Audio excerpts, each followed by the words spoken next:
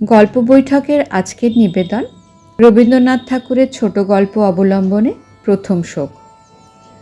বনের ছায়াতে যে পথটি ছিল সে আজ ঘাসে ঢাকা। সেই নির্জনে হঠাৎ পেছন থেকে কে বলে উঠল, আমাকে চিনতে পারো না? আমি ফিরে তার মুখের দিকে তাকালেম, বললেম, মনে পড়েছে, কিন্তু ঠিক নাম মনে করতে পারছি নে। সে বললে, আমি তোমার সেই অনেক কালের, সেই 25 বছর বয়সের শোক। তার চোখের কোণে একটু ছলছলে আভা দেখা দিলে, যেন দিঘির জলে চাঁদের রেখা। অবাক হয়ে দাঁড়িয়ে রইলেম। বললেম, সেদিন তোমাকে শ্রাবণের মেঘের মতো কালো দেখেছি, আজ যে দেখি আশ্বিনের সোনার প্রতিমা।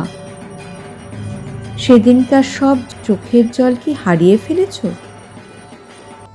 কোনো কথাটি না বলে সে একটু হাসলে। বুঝলেম সবটুকু রয়ে গেছে ওই হাসিতে। বর্ষার মেঘ শরতের শিউলি ফুলের হাসি শিখে নিয়েছে। আমি জিজ্ঞেস করলেম, আমার সেই 25 বছর যৌবনকে কি আজও তোমার কাছে রেখে দিয়েছ? সে বললে, এই দেখো না আমার গলার হার। দেখলাম সেদিনকার বসন্তের মালার একটি পাপড়িও খসেনি। আমি বললেম, আমার সব জীর্ণ হয়ে গেল, কিন্তু তোমার গলার আমার সেই 25 বছরের যৌবন আজও এত ম্লান হয়নি। আস্তে আস্তে সেই মালাটি নিয়ে সে আমার গলায় পরিয়ে দিলে। বললে, মনে আছে, সেদিন বলেছিলে তুমি সান্ত্বনা চাও না, তুমি শোককেই চাও। লজ্জিত হয়ে বলেছিলেন, কিন্তু তারপরে অনেক দিন হয়ে গেল, তারপরে কখন ভুলে গেলেন?